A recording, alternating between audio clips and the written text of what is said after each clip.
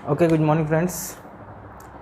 तो हमारा previous lecture था, लास्ट हम लोगों ने टॉपिक्स पढ़े थे जिसमें कि हम लोगों ने डिस्कस किया था रिप्रोडक्टिव सिस्टम के बारे में। कैसा है रिप्रोडक्टिव सिस्टम, उनका male reproductive system, female reproductive system, ठीक है।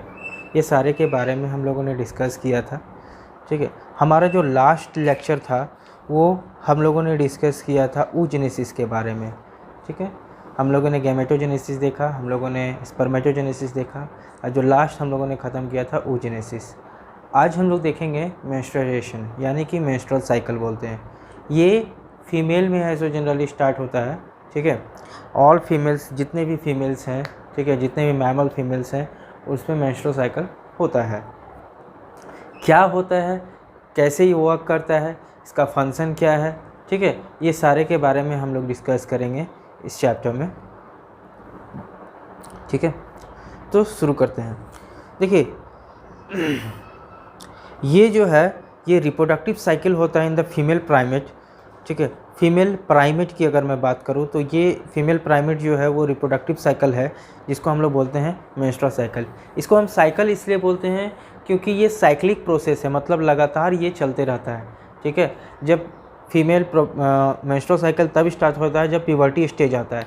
कोई भी फीमेल का मेंस्ट्रुअल साइकिल तभी स्टार्ट होगा जब वो प्यूबर्टी स्टेज में आएगा, और वो 28 से 29 दिन, यानी या कह सकते हैं कि 1 से 30 तारीख तक के बीच में वो साइकिल है, सो एक साइकिल कंप्लीट करता है, और उसके बाद फिर 30 से फिर स्टार्ट हो जाता है। यानी कि ये लगातार, जब एक बार स्टार्ट होता है उसके बाद ये लगातार चलता है, जिसको हम लोग बोलते हैं साइकिल, ठीक है। मेंस्ट्रुअल साइकिल है सो क्या है, ये रिप्रोडक्टिव साइकिल है। रिप्रोडक्टिव साइकिल कहने का मतलब कि इसी साइकिल के अकॉर्डिंग्स हम लोग है सो क्या होता है कि कोई भी फीमेल जो है इसी साइकिल के कारण प्रेग्नेंट होती हैं, ठीक है। अगर ये रिप्रोडक्टिव साइकिल ना चले या ओवुलेशन ना हो या ओवा का सिक्रीशन ना हो, ठीक है, तो क्या होगा, कोई भी फीमेल जो है वो प्रेग्नेंट नहीं होगी। इसीलिए हम लोग इसको क्या बोलते हैं, reproductive cycle. The reproductive cycle in the female primate is called menstruation cycle. इसको हम लोग क्या बोलते हैं, मेंस्ट्रुएशन साइकिल बोलते हैं, ठीक है। देखिए, ये आपका जो है वो 12th board point of view से बहुत ही ज़्यादा इंपॉर्टेंट है, इसलिए मैं पूरा नोट्स लिखाते जा रहा हूँ, ताकि आप अगर मेंस्ट्रुअल साइकिल आए तो आप सारे पॉइंट बाय पॉइंट आप इसको नोट कर लीजिएगा, और ये आपके 12th board point of view से बहुत ही ज़्यादा इंपॉर्टेंट है। मैं आपको बता देना चाहता हूँ कि मेंस्ट्रुअल साइकिल से क्वेश्चन आते ही आते हैं। ये आप मान लीजिए कि ये वीवीआई है, ठीक है। मैं सारा पॉइंट्स इसलिए डिनोट कर रहा हूँ कि हो सकता है शायद आपके ऑब्जेक्टिव टाइप के क्वेश्चन पूछे जाएँ सीबीएसई एग्ज़ाम में या फिर आपके जैक बोर्ड में। तो जो खास अभी तो जैक बोर्ड का रिज़ल्ट पता नहीं क्या होने वाला है, कैसे है, लेकिन बट सीबीएसई ने डिक्लेयर कर दिया है कि एग्ज़ाम होगा। और एग्ज़ाम कैसे लेगा, ये जहाँ तक लग रहा है कि ये ऑब्जेक्टिव टाइप ही क्वेश्चन होगा, और इसके लिए आपको थोड़ा सा और मेहनत, थोड़ा सा और एफर्ट लगाना पड़ेगा, क्योंकि ऑब्जेक्टिव टाइप क्वेश्चन में थोड़ा सा टफ क्वेश्चन होते हैं। क्योंकि अगर आप एक मेंस्ट्रुअल साइकिल अगर डिस्क्रिप्टिव में पूछा जाए ना, तो आप उसको 5 से 10 लाइन, 15 लाइन, 4 लाइन, 5 लाइन भी लिखोगे तो कुछ मार्क्स मिल जाएगा। बट ऑब्जेक्टिव में अगर आपके पास कमांड नहीं है, आपके पास पूरा नॉलेज नहीं है, तो प्रॉब्लम ये होती है कि अगर आपने एक क्वेश्चन गलत किया तो उसका मार्क्स सीधा 0 होगा। क्लियर है ना। नेगेटिव मार्किंग तो नहीं हो सकता, ये कंपटीशन में नेगेटिव मार्किंग होता है, लेकिन मुझे नहीं लगता है कि ये बोर्ड एग्ज़ाम में नेगेटिव मार्किंग होगा, डेफिनेटली नहीं होगा, ठीक है। बट फिर भी हम लोग क्या करेंगे कि कम से कम क्वेश्चन है सो क्या करें, गलत करें या ना करें तो ज़्यादा अच्छा है। क्वेश्चन को बार बार पढ़िए, उसको समझने की कोशिश कीजिए, फिर ऑप्शन पे आप जाइए और उसको ऐसो टिक लगाइए, ठीक है। तो ये चीज़ प्रैक्टिस आपको लगातार करने होंगे ताकि आपको ये प्रॉब्लम फेस ना करना पड़े, ठीक है। बहुत बार ऐसा होता है कि क्वेश्चन आप जानते हुए भी गलती कर देते हैं, ठीक है। तो वो सब प्रॉब्लम्स ना हो, इसके लिए आपको पहले थॉरो स्टडी करना बहुत ही ज़्यादा ज़रूरी है। हर एक पॉइंट को आपको बारीकी से पढ़ना होगा। क्लियर है। तो देखिए, menstruation began at a puberty stage in human female called menarche.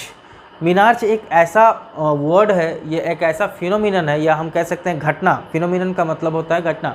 ये एक ऐसा घटना है जिसमें कहा जाता है कि जब फर्स्ट मेंस्ट्रुअल साइकिल किसी फीमेल में स्टार्ट होता है, ठीक है, फर्स्ट मतलब पहला जो मेंस्ट्रुअल साइकिल, पहला जो ओवुलेशन स्टार्ट होता है, उस फेज को या उस ड्यूरेशन को हम लोग बोलते हैं मेनार्च। क्लियर है? The menstrual cycle begin at the average time of about 28 to 29 days. ठीक है, ये फिक्स नहीं है कि 28 डेज ही होगा या 29 डेज ही होगा, हो सकता है 30 डेज भी हो जाए, बट एन एवरेज जो है माना गया है कि 28 से 29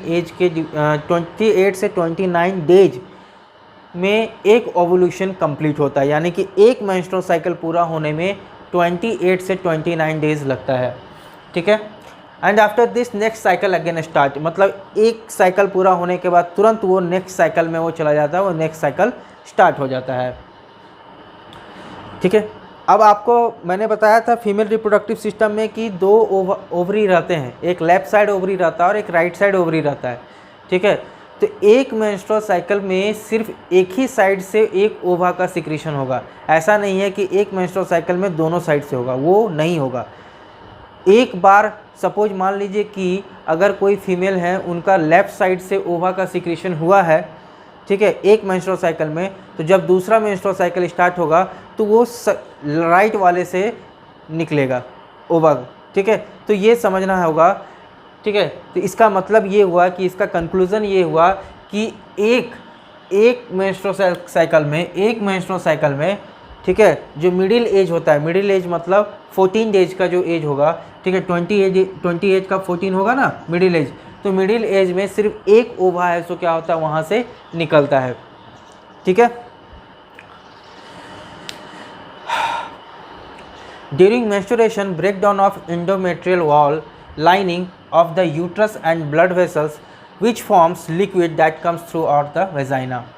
ठीक है, जब मेंस्ट्रुएशन होता है उस कंडीशन में क्या होता है कि ये मेंस्ट्रुएशन में जो इंडोमेट्रियल लाइनिंग होता है, इंडोमेट्रियल लाइनिंग मतलब जो इनर वॉल होता है यूट्रस का, ठीक है, और यूट्रस कह सकते हैं ऑफ द यूट्रस का जो इंडोमेट्रियल लाइनिंग होता है, मैंने 3 लेयर बताया था आपको जब मैं फीमेल रिप्रोडक्टिव सिस्टम बता रहा था, उस समय यूट्रस का मैंने 3 लेयर बताया था, पेरीमेट्रियम, मायोमेट्रियम एंड इंडोमेट्रियम। तो इंडोमेट्रियम का जो लाइनिंग होता है, उसका जो वॉल होता है, ठीक है, और जो ब्लड वेसल्स होता है, वो क्या करता है, एक लिक्विड फॉर्म करता है। क्या करता है? लिक्विड फॉर्म करता है। आप ये मत सोचिएगा कि वो खुद से लिक्विड का जनरेट करते हैं, वो जो ओवुलेशन, जो ओवा जो यूट्रस में पहुंचा है, उसी को वो क्या कर देते हैं, लिक्विड में कन्वर्ट कर देते हैं। ठीक है, and comes out through vagina, और वेजाइना के थ्रू उसको क्या कर देते हैं, बाहर कर देते हैं।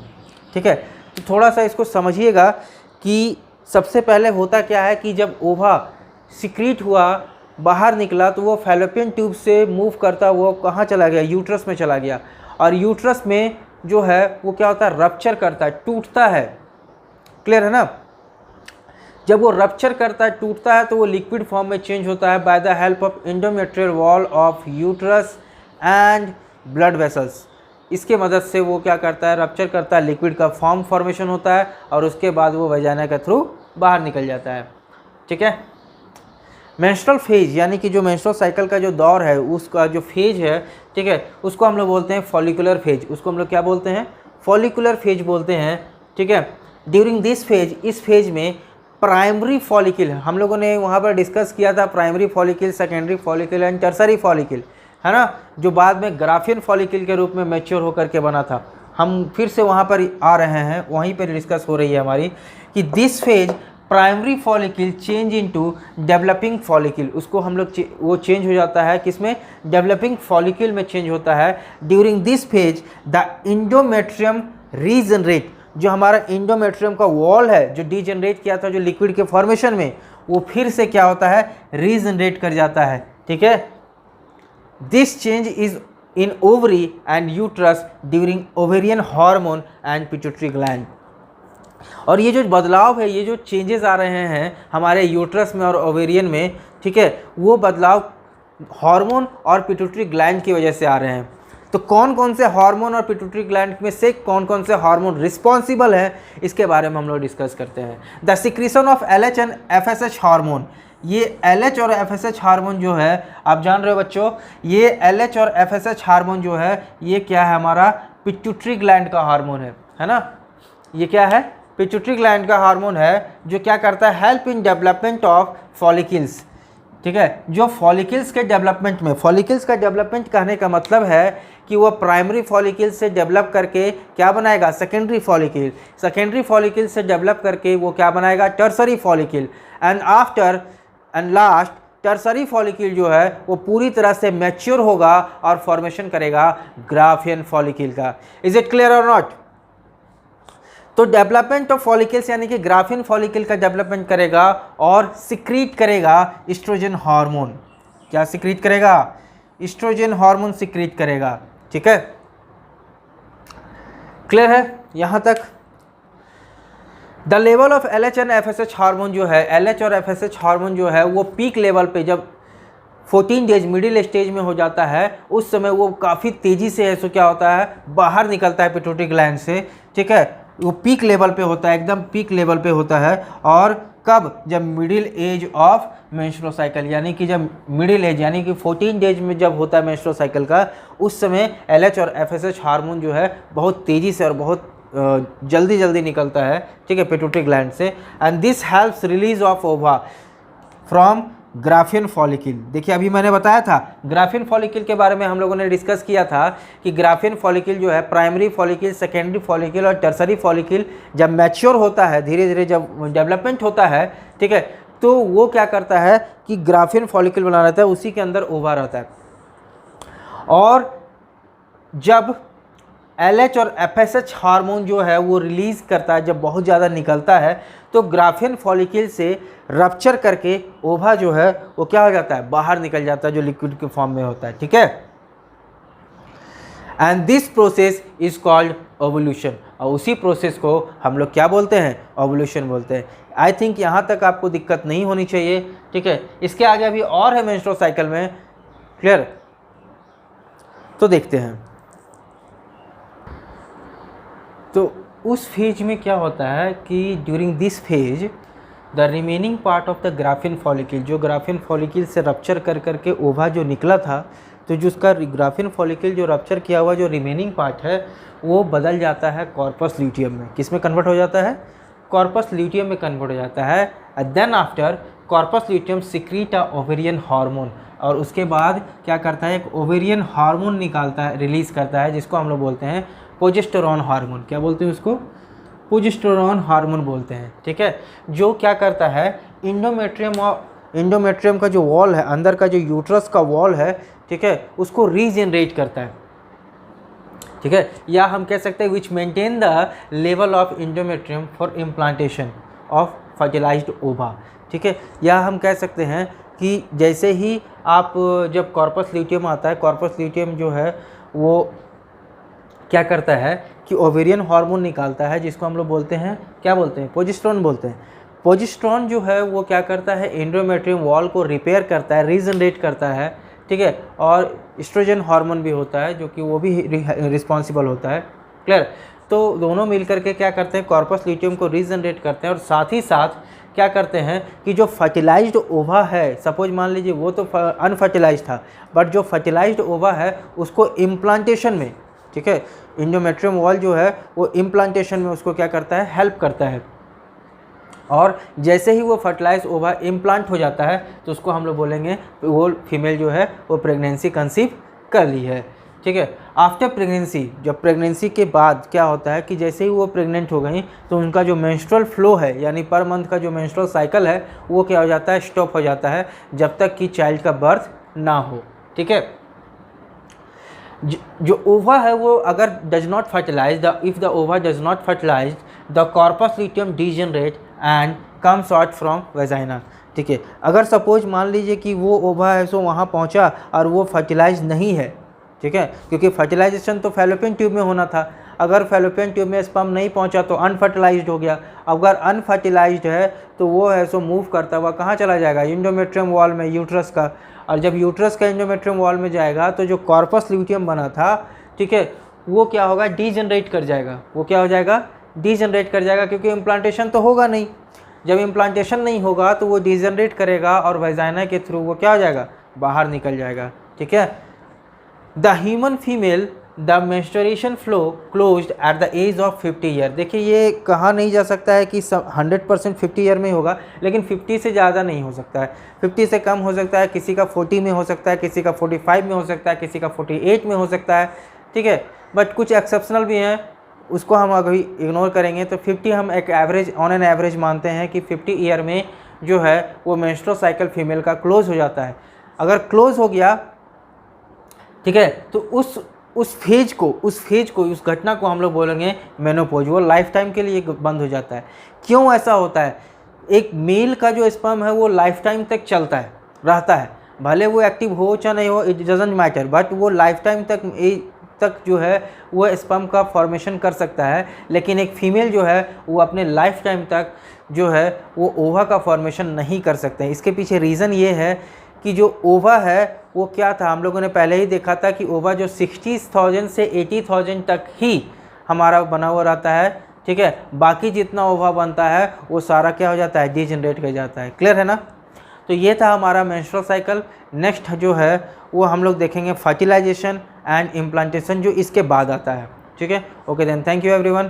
तो हमारा जो नेक्स्ट वीडियो आएगा, क्योंकि मैं टॉपिक वाइज ही बता रहा हूँ, तो सारा टॉपिक एक एक टॉपिक करके मैं एक एक वीडियो बना रहा हूँ, ताकि सारा नोट्स आपका कवर अप हो जाए और आपको बोर्ड में आई थिंक दिक्कत ना हो, खास करके सीबीएसई वालों के लिए।